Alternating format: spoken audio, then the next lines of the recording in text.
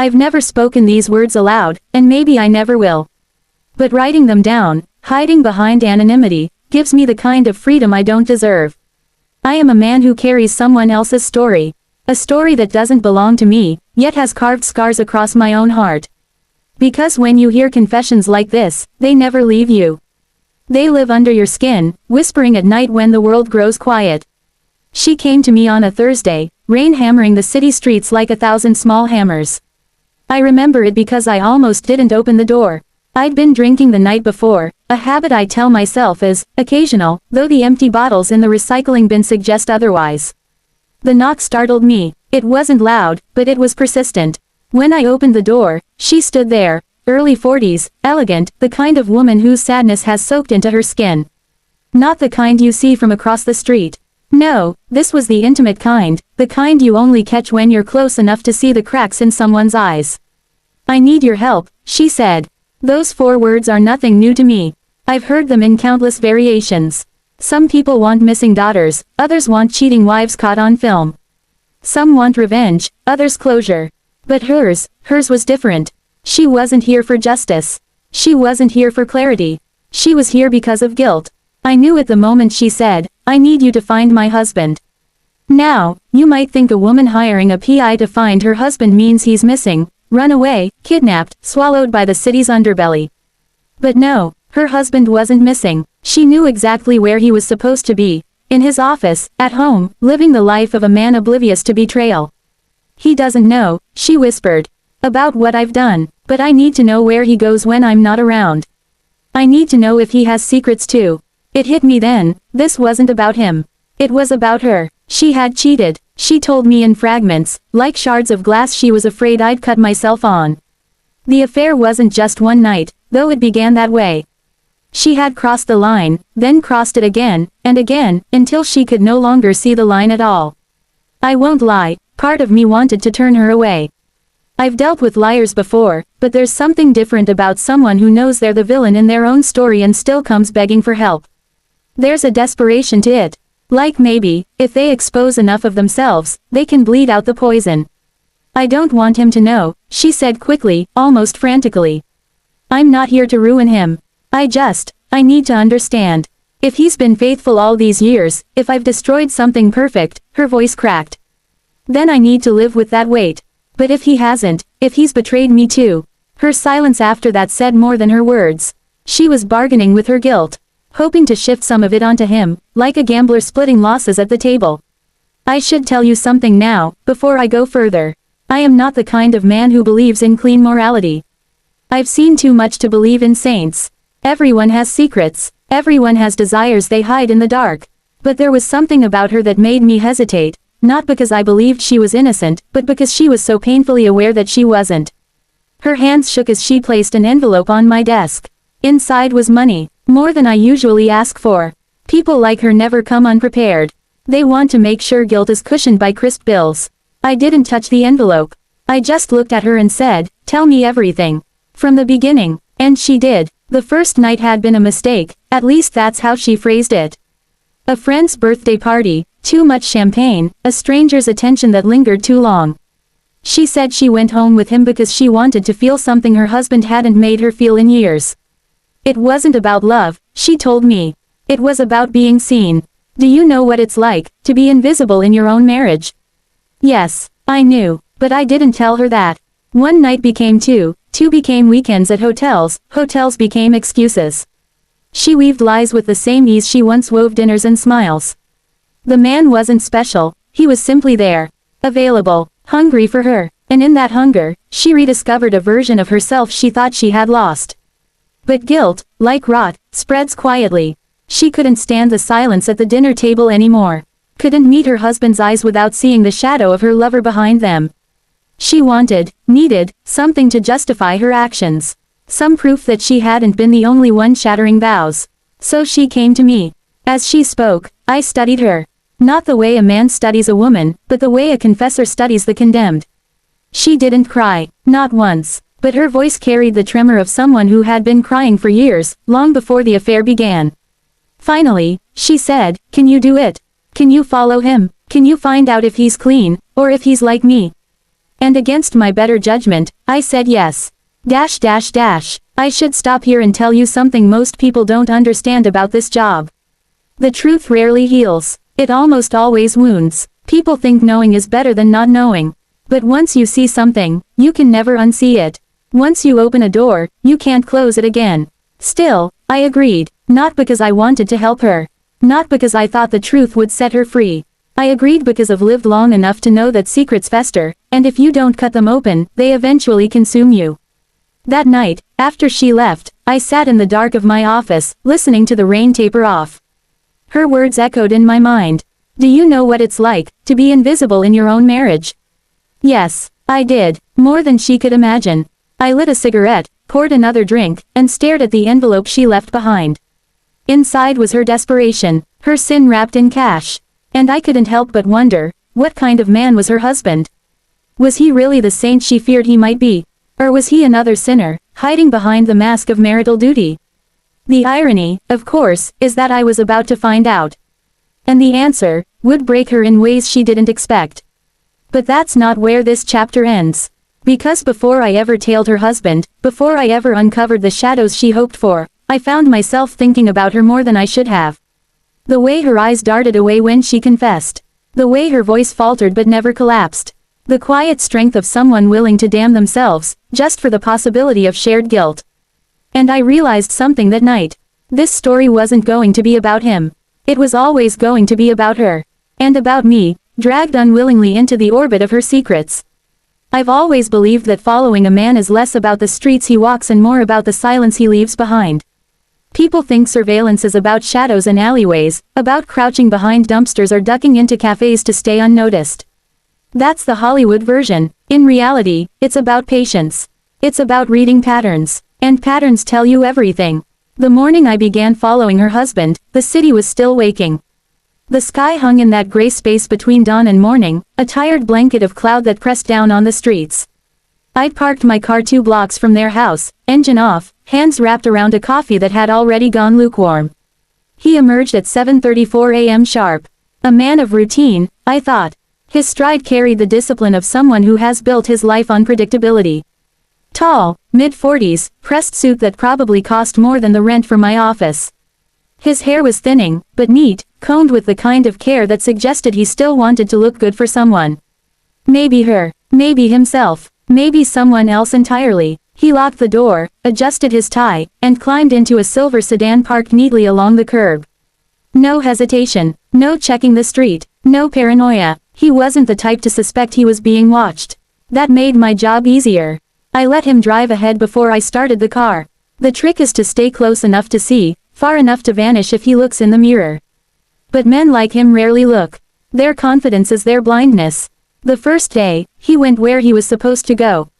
Office building downtown, 20 floors of glass and steel, the kind of place where dreams go to suffocate beneath fluorescent lights.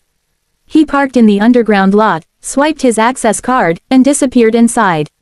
I waited. Hours passed. I scribbled notes, times, movements, the occasional call he took outside where his breath curled in the cold air. All of it was mundane, ordinary, and that's the thing about surveillance, most of it is boredom punctuated by the occasional heartbeat of revelation. By evening, he left the office, drove straight home, and carried a paper bag of Chinese takeout through the door. No detours, no shadows, no secrets. For some, that would have been enough. Proof that he was faithful. Proof that the woman who hired me had been the only one to betray. But patterns don't reveal themselves in one day. You have to watch, and wait, and bleed time into the pavement until the truth finally shows its face. The second day was the same. And the third, work, home, dinner. A man of quiet monotony. But on the fourth day, everything changed. It was Friday evening. He left the office later than usual, 8:12 p.m. I know because I'd been watching the clock tick, each minute grinding against my patience. I expected him to head home, maybe with another bag of takeout, maybe with the weariness of another week carried in his shoulders. But instead, he turned left where he usually turned right. I sat up in my car, nerves sharpening like glass. He drove through streets I hadn't seen him use before, weaving through traffic with a purpose that told me he wasn't lost. He knew where he was going. And then he stopped, at a restaurant. Not flashy, but not cheap either. The kind of place where the lighting is low and the tables are intimate. I parked across the street, watching as he stepped out of the car. He adjusted his tie in the reflection of the window, smoothed his jacket, and walked inside. Minutes later, she arrived. Not his wife, a woman younger, maybe early 30s. Tall, striking in a way that drew eyes without her even trying. She greeted him with a kiss on the cheek, her hand brushing his arm as though it belonged there. And the look on his face, God, I'll never forget it. It wasn't lust, it wasn't guilt, it was comfort, the kind of comfort that comes from repetition. From knowing someone well enough to fall into their orbit naturally. This wasn't a fling, this was something else. I stayed there for hours, my notebook filling with observations I didn't need to write. Their body language told me everything. He leaned in when she spoke. She laughed at things that weren't funny. His hand brushed hers on the table, and she didn't pull away. By the time they left, the city was humming with nightlife. They didn't part ways outside. No polite goodbyes. No separate cars. She slipped her hand into his, and together they walked down the street to a nearby hotel. And I sat there, watching, feeling a strange twist in my gut. Because I knew, in that moment, that the woman who hired me wasn't the only sinner. I followed them to the hotel, keeping distance. They didn't check in at the desk. They didn't need to. They moved through the lobby like people who had done this before. Like people who belonged. I didn't follow them upstairs. That's not my job. I don't need photographs of bodies tangled in sheets to know the truth. The truth was already written in the way they moved, the ease between them. Instead, I sat in my car across the street, staring at the glowing windows, wondering how I would tell her. And here's the thing I didn't expect, I felt anger.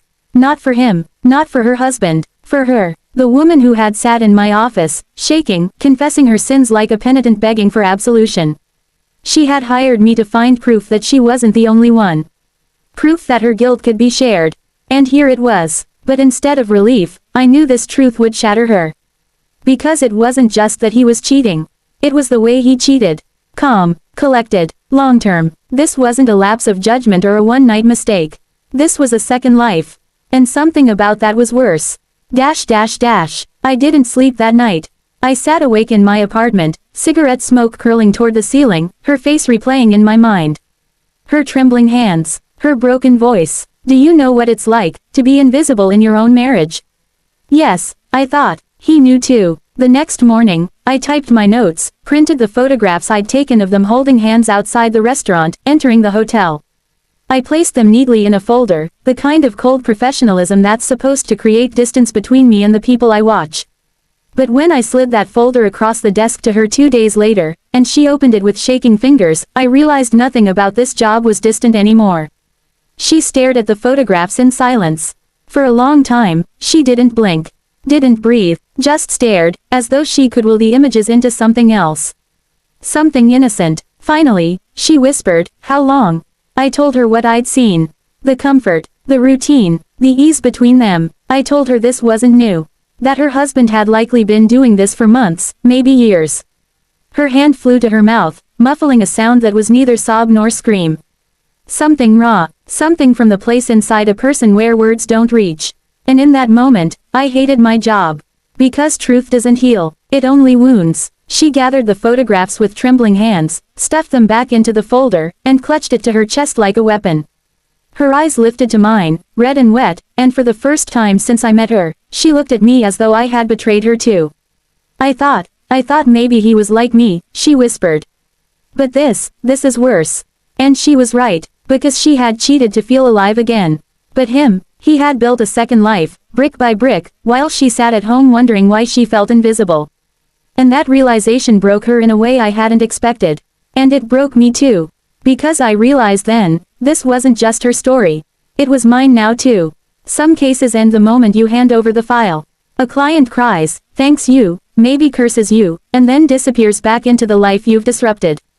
Clean, final, forgotten. But not her. She came back 2 days later. I was sitting in my office, blinds half closed against the afternoon sun, a glass of whiskey sweating on the desk, when the knock came. I knew it was her before I opened the door. There's a certain rhythm to guilt, it knocks softer than anger, but it lingers longer. She stood there, folder in hand, hair loose around her shoulders. Not put together like the first time we met. No mask, no performance. Just raw, unguarded devastation. "Can I come in?" she asked. I stepped aside without answering. She moved through the room like someone who had been there 1,000 times, though she hadn't. She sat in the chair across from my desk, opened the folder, and spread the photographs out like tarot cards. Each image a prophecy she couldn't escape. For a long time, she just stared at them. Her lips moved, but no words came. Finally, she whispered, "He looks happy with her." I didn't answer. What could I say? That yes, he did look happy. That happiness in someone else's arms is sometimes sharper than betrayal itself. She glanced at me then, eyes rimmed red. "Do you know what hurts the most?" Her finger tapped the edge of one photo, him leaning in, her laughing. I don't remember the last time he looked at me that way. Silence filled the room, heavy, oppressive, the kind that presses against your ribs until breathing feels like betrayal too. "I thought I was the monster," she continued. "I thought I was the one who destroyed everything. But he's been living a whole other life, hasn't he?" I leaned back, lit a cigarette, and watched the smoke curl toward the ceiling. "Yes," I said finally. "He has." She nodded, as though she already knew, as though she'd known before she ever hired me. She just needed someone else to say it. And then she began to talk. Not just about him, about herself, about the years of silence at the dinner table, the cold bed that no longer felt like home, the way she would stand in front of the mirror and wonder when she had stopped being a woman and become just a wife. A title, a role, something practical, like furniture in the house. Her words spilled out, unfiltered. Confessions she hadn't planned to make, but couldn't hold back anymore. About the man she'd slept with. About the way his hands had made her feel alive again, about the shame that followed, about the lies that grew like weeds until they choked her.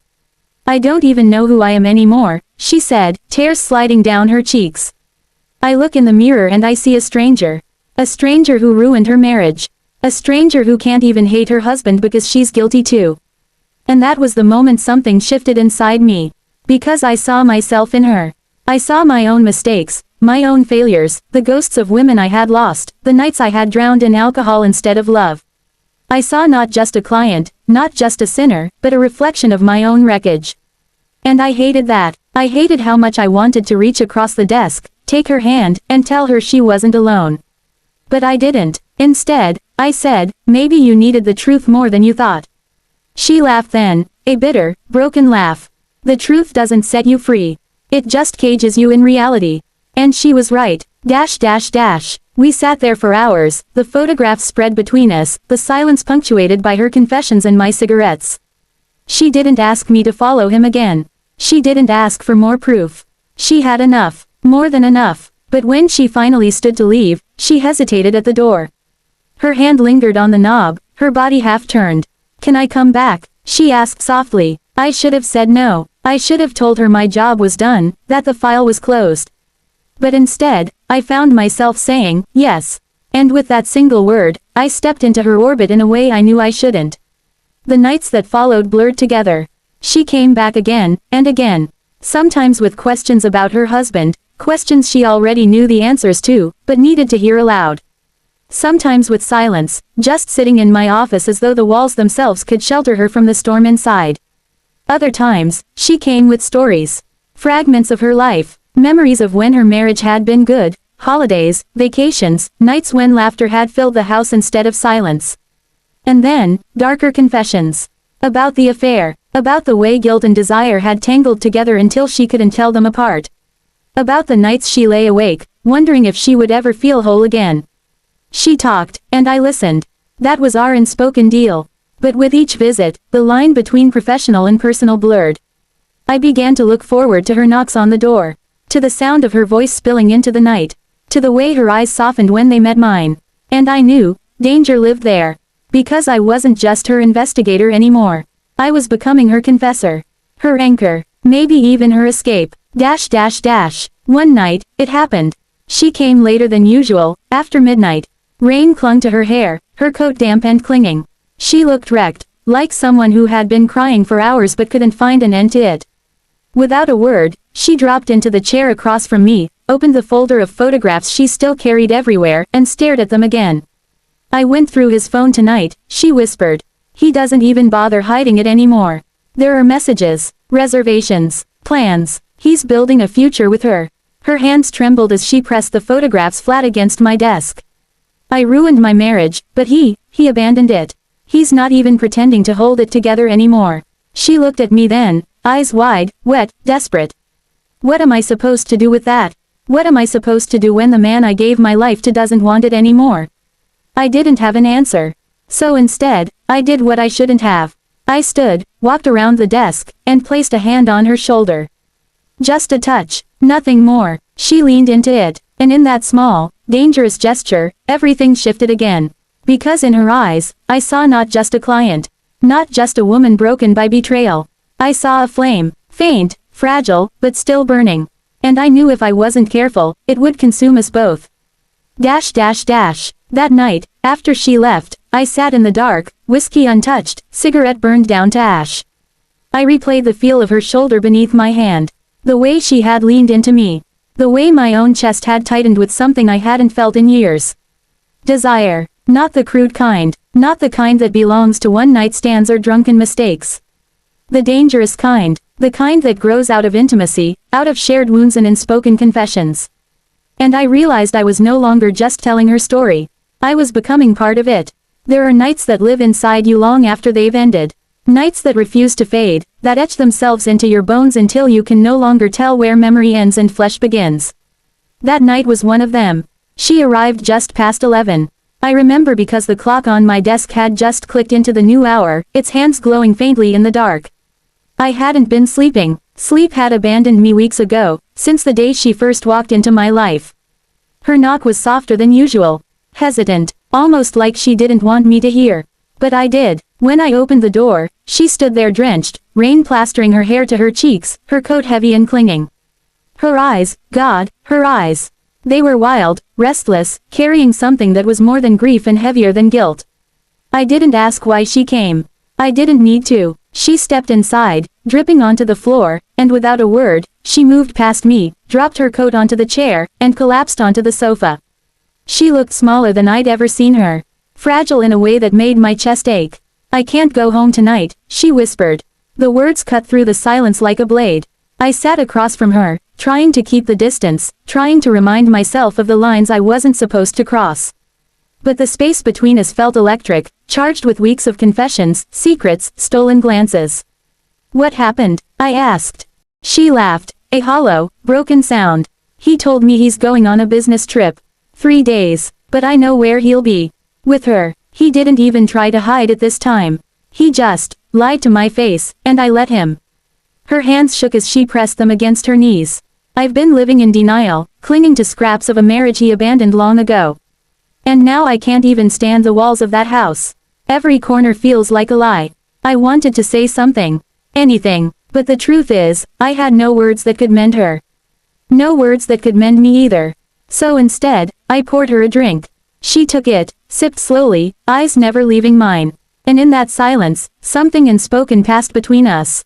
Something neither of us wanted to name, because naming it would make it real. But it was real already. Hours slipped by, measured only by the steady rhythm of rain against the windows and the soft clink of glasses on the table. She talked, not about him this time, but about herself.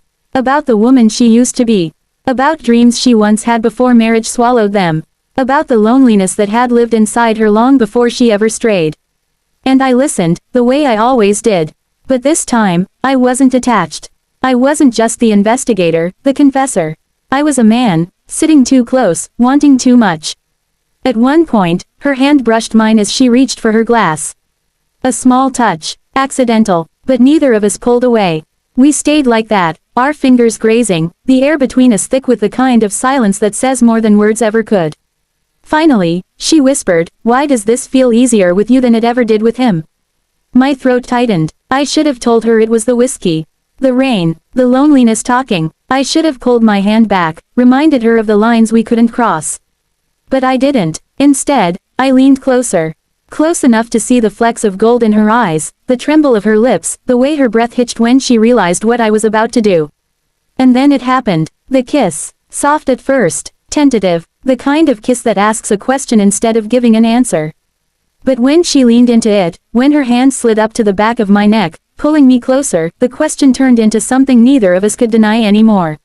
The dam broke. Dash dash dash. What happened after felt inevitable. The photographs of her husband scattered on the desk. The folder half open like a witness.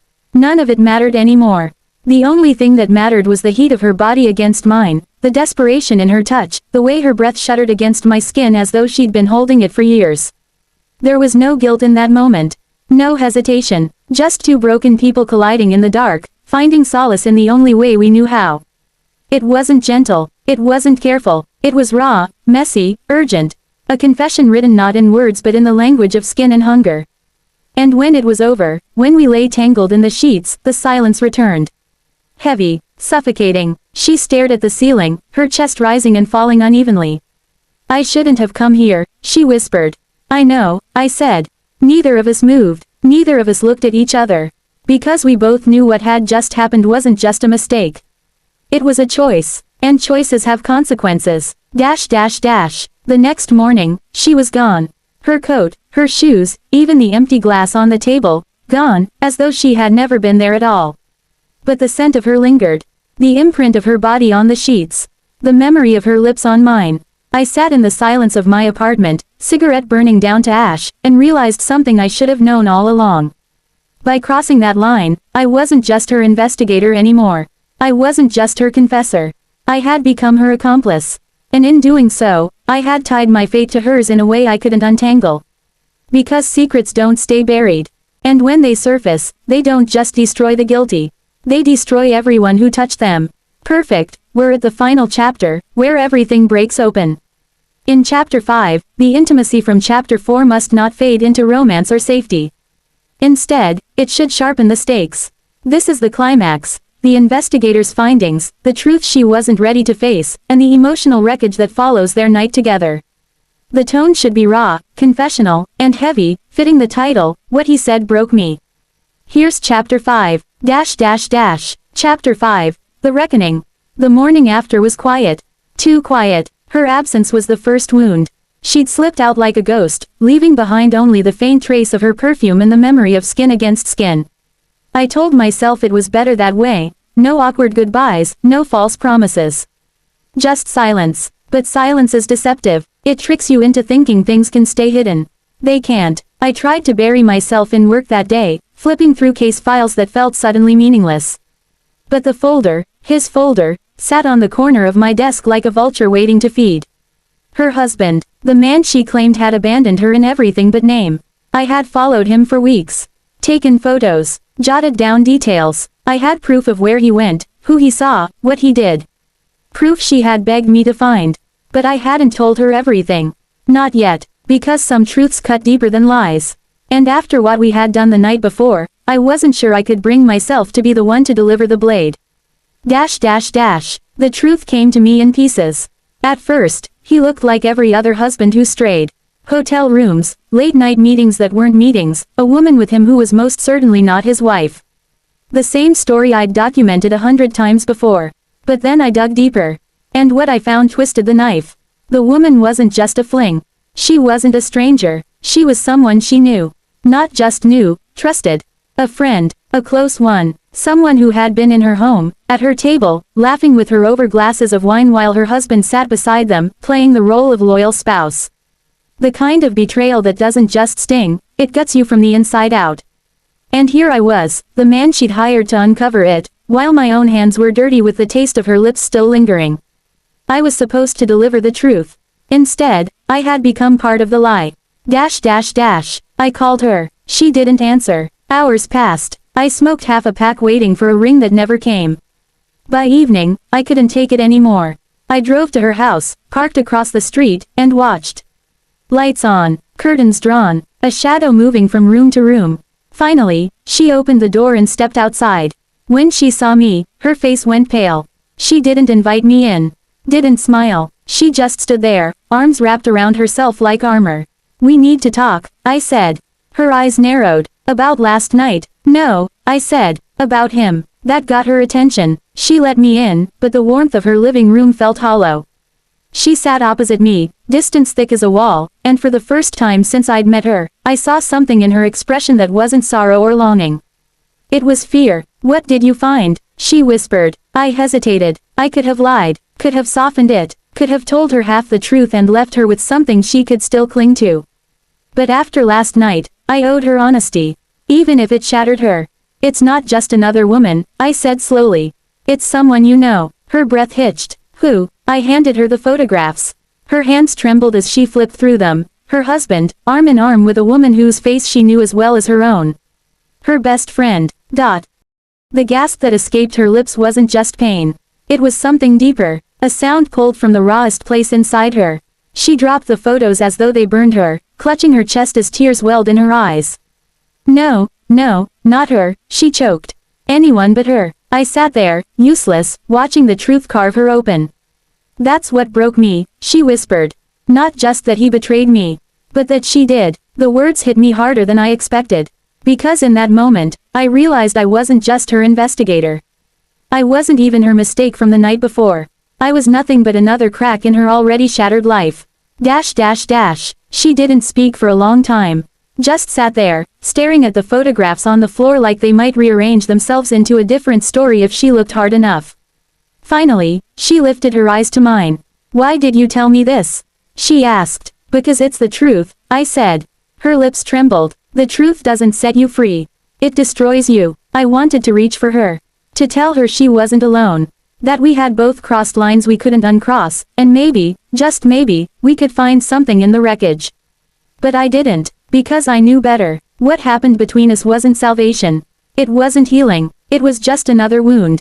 When I left her house that night, the rain had stopped. The streets were quiet. The city felt hollow, like it knew the secret we now carried between us.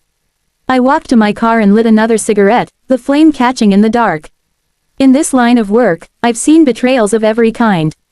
Husbands lying, wives straying, friends stabbing each other in the back.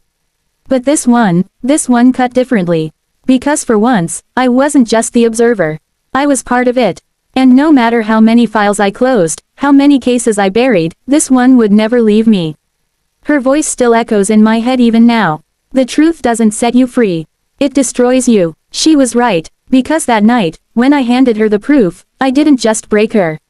I broke myself too. Disclaimer. This story is created for mature audiences and is intended for entertainment and storytelling purposes only. Names, places, and details have been changed to protect identities. Any resemblance to actual people, living or dead, is purely coincidental. Viewer discretion is advised. This story was never just about a private investigator, or even about infidelity. It was about the heavy truths that sit in the shadows of marriages, the secrets no one dares to say out loud, and the devastating price of crossing lines you can't uncross. I hired a PI to find the husband I cheated on. What he said broke me. We followed the anonymous narrator as he unraveled not just a husband's betrayal, but a wife's unspoken loneliness, and ultimately, his own weakness. It's a confession wrapped in desire, guilt, and brutal honesty. The ending reminds us of one chilling reality. Sometimes the truth doesn't set you free, it destroys everything you thought you had left. And when forbidden choices are made, everyone involved pays the price. If you were pulled into this emotional storm of secrets, betrayal, and raw human weakness, then make sure you hit that subscribe button and turn on notifications. More real, unfiltered, and heart-wrenching stories like this are coming, and you won't want to miss what happens next.